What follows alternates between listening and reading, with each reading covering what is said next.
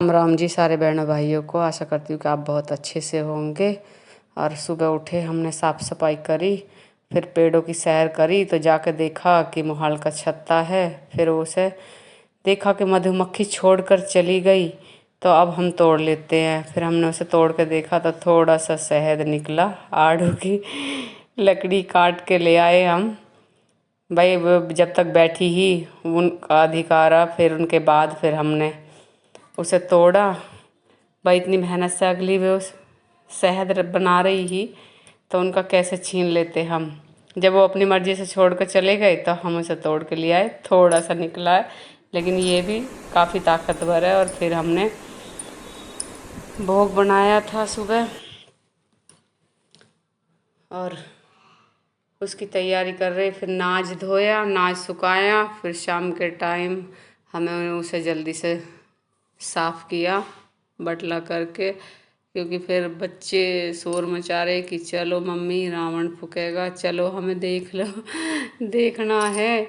मैंने कहा बाबू हट जा तू, जल्दी जल्दी मुझे कर लन दे, शाम होने वाली है। फिर क्योंकि अंधेरे में कहाँ दिखता है, नाज में है तो धुआ हुआ, लेकिन फिर भी कंकरी वंकरी थोड़ी बहुत तो रह ही जाती है, और बड़े गौर से साफ़ करना पड़ता है। अनाज ऐसा गांठा भी रहता है, तो ये तो धुएं में निकल जाते हैं धूल मिट्टी सारी। लेकिन जो कोई वैसी होती है छनक सी, तो वो बड़े गौर से देखनी पड़ती है, इसलिए बड़े अच्छे से साफ़ करना पड़ता, नहीं तो आटे में किरकल आ जाती है फिर। और गोला आटा ही बनाते हैं हम, इसमें चने भी मिलाते हैं, जौ भी, थोड़े से गेहूँ, मक्की, ज्वार और बाजरा। तो मोटा अनाज ही खाना चाहिए हमेशा, ज़्यादातर गेहूँ के पीछे ना पड़े रहे मैं। और मोटा अनाज नुकसान भी नहीं देता। और चने भी मिला लेते हैं इसमें हम, कई चीज़ मिला लेते हैं।